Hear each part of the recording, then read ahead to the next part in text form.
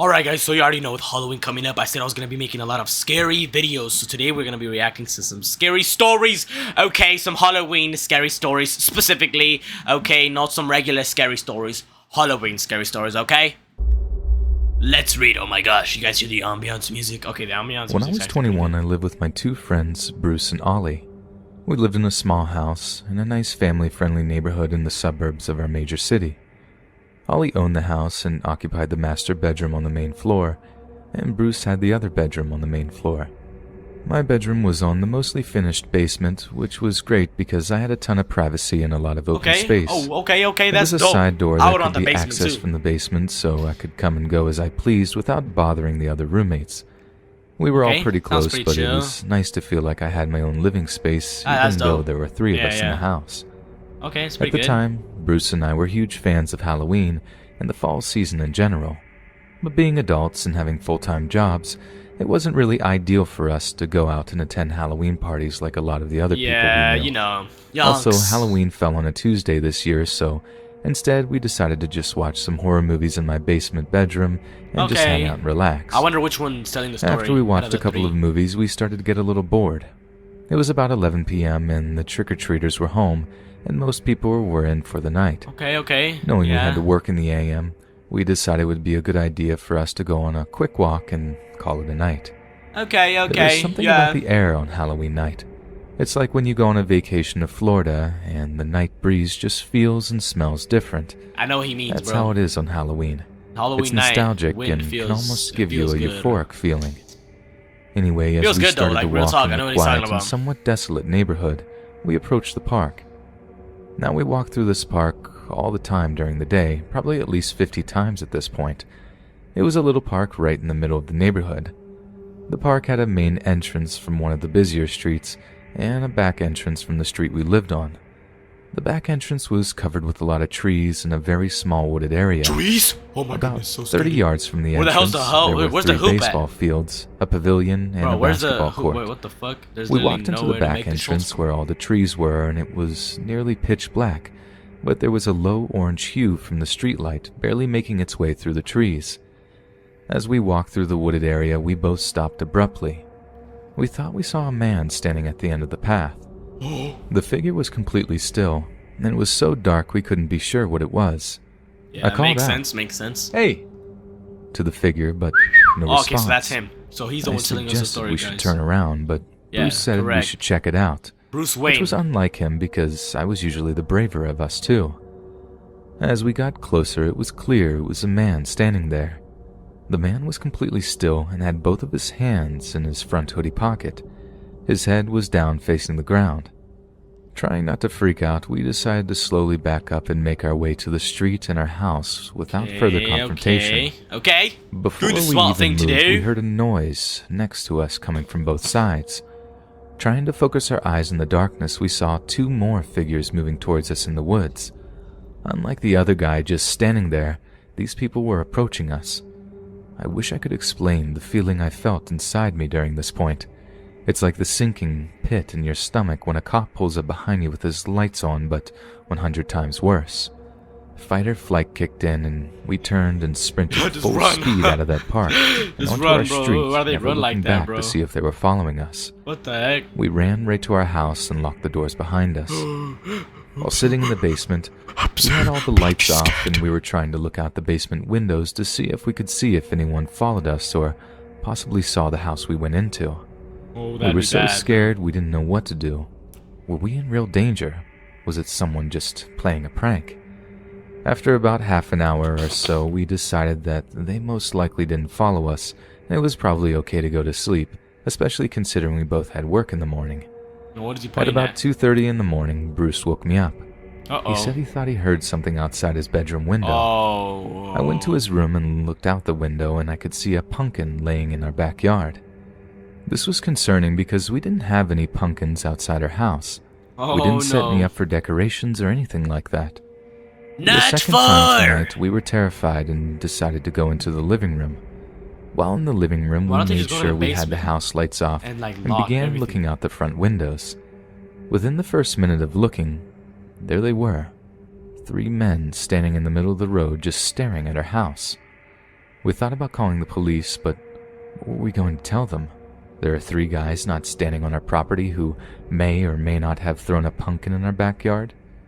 We just sat in the living room for about 10 minutes trying to think of something. I guess they anything we wouldn't could call do. the cops, but like, We made sure the front door was locked and grabbed a baseball bat and I think a kitchen don't knife. take your eyes off of We them. looked out the window again and the 3 men were gone. Nothing but the illumination from the streetlights. For the rest of the night, we stayed in the living room watching SportsCenter until we eventually dozed off. Morning finally came. As we got ready for work, we just agreed it was probably just a Halloween prank and we should move on and forget Maybe. about it. I think However, so. when I got to my car, there was a note on my windshield that said, Happy Halloween, with a smiling face sticker on it. Okay, see, there was just a What nice I read next homeless gave me the prank. same feeling Oh, I had just never had mind. a few hours before when I thought we were in real danger. At the bottom on the paper it said, P.S. Good thing you lock your doors. Oh, What would these people have done if the doors were unlocked? Bruce and I both decided to call in from work and stay home that day. Nothing else of note happened regarding this incident, but it's just a reminder that it doesn't matter how quiet and nice a neighborhood you think you live in. On Damn. Halloween, anything can happen. Whoa. Okay, that was pretty dope. Not gonna lie. Not gonna lie. Okay. As That we was a slowly pretty enter the dope fall story. season, I'd like to Okay, share a story story number with you 2. that happened to me a few years ago.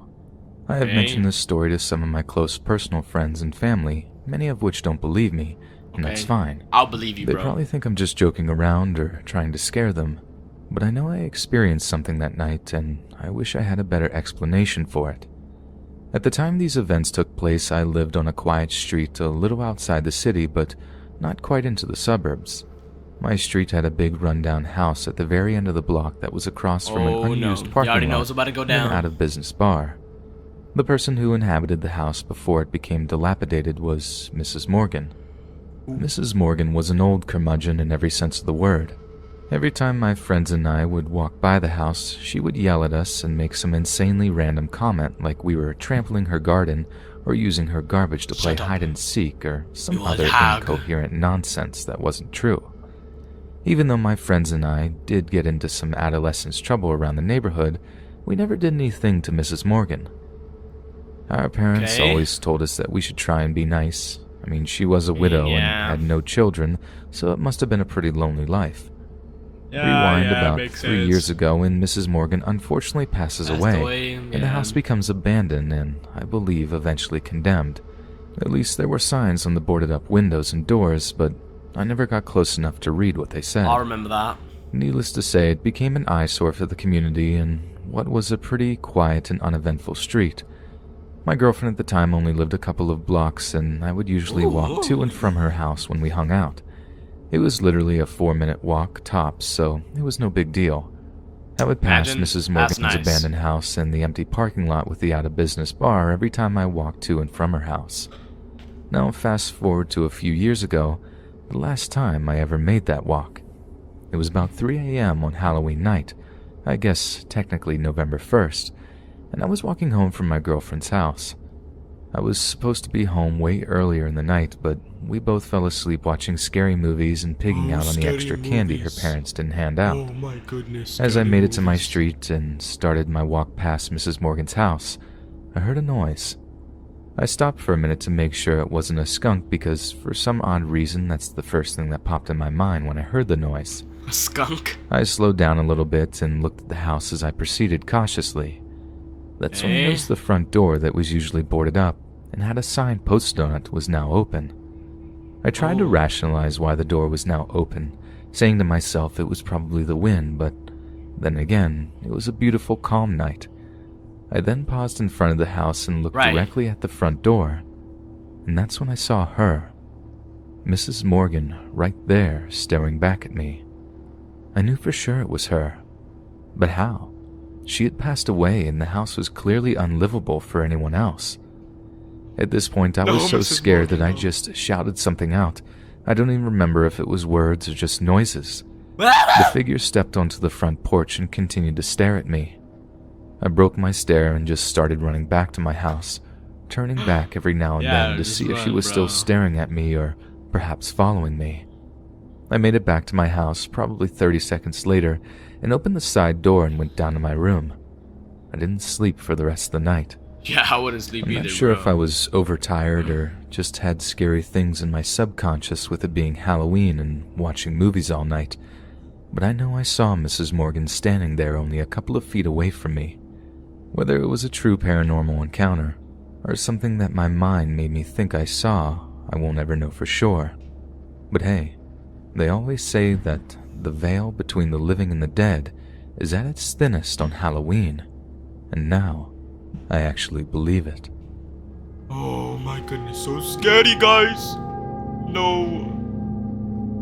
Alright guys, that's gonna be the end for the video, okay? If you guys want me to react to more videos and scary stories in Halloween month, just let me know.